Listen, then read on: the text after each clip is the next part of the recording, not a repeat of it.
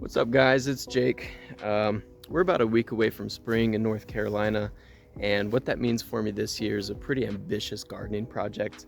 I've finally picked out a little plot on my property where I want the raised beds to go, but it's on a slope. So what you see behind me is a post and beam retention wall, and what I'm aiming to achieve with that is to get that fill dirt in here, build up and level off this area, compact that dirt down, and give me somewhere nice and flat to set those raised beds.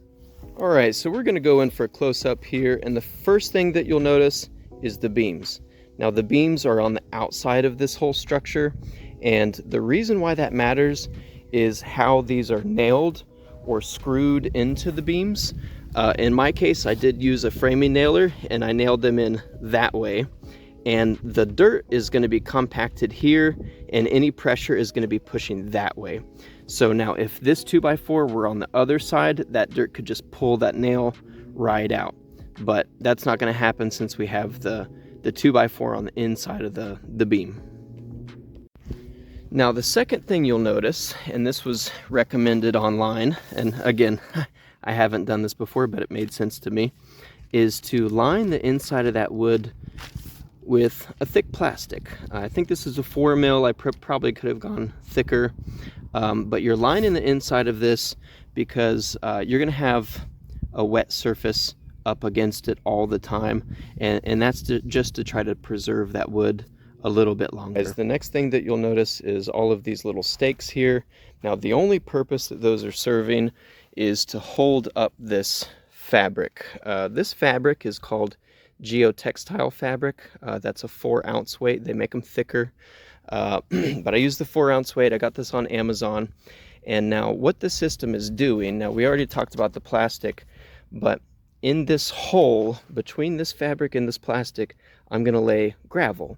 Now gravel acts as filtration, and as the water, as it rains up on this flat surface, the water will go over the top and also penetrate through this fabric, and the fabric serves the purpose of keeping the dirt from going into the drainage rock, because that drainage rock could get clogged up.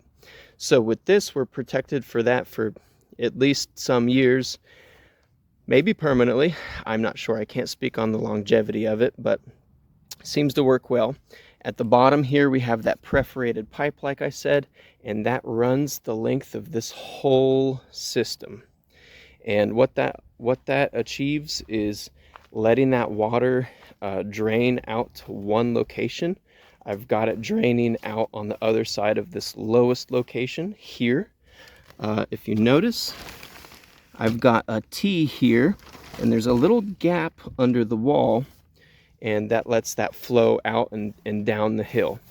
So one of the most important things about building a retention wall is keeping the hydrostatic pressure at bay. Hydrostatic meaning water pushing against the wall. And so with the French drain system like this, you should really increase your longevity of any sort of retention structure that you're going to build. When you hear the word retention wall, this probably isn't what jumps to mind. Typically, you're talking about a large concrete paver, with hundreds or thousands of them stacked upon each other. While that's a great method for a lot of situations, I didn't feel it was appropriate for this one, for me.